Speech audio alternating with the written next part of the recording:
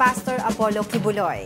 Tensions aroused during the serving of arrest warrants against Kibuloy in Davao City yesterday because of the fugitive religious leader's aggressive supporters. Here's the report. The Davao City Police were tasked to serve another arrest warrant against Kingdom of Jesus Christ leader Pastor Apollo Kibuloy yesterday.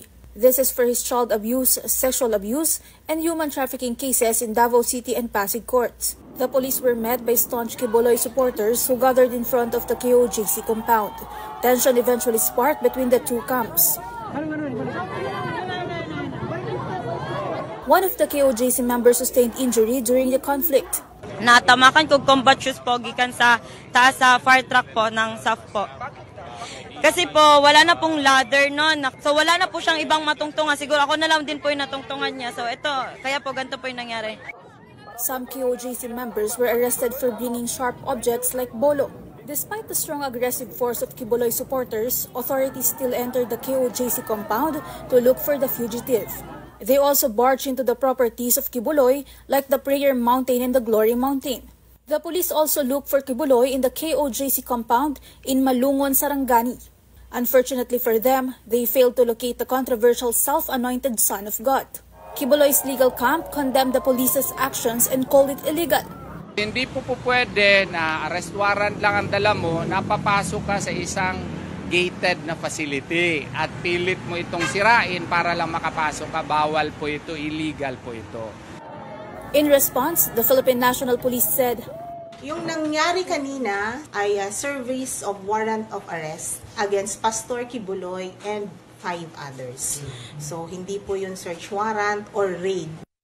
Aside from these arrest warrants, Kibuloy is also facing an arrest order from the Senate for refusing to attend their hearings about his abuse allegations. Senate President Cheese Escudero said the hearing will continue even if Kibuloy's whereabouts is still unknown.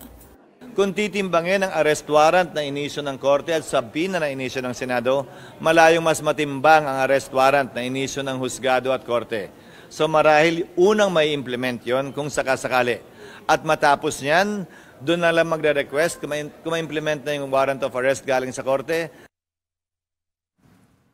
Alam mo, I remember nasa Bible yan, di ba, na yung submit yourself to the law of the land because the leaders, you may not like them, pero pinili ng Diyos yan, di ba? So, if part of the law of the land is submitting to an arrest warrant, and you claim to be a leader of religious and faithful people, then why don't you set an example and face your detractors? And kung innocent ka, then defend yourself, prove yourself wrong.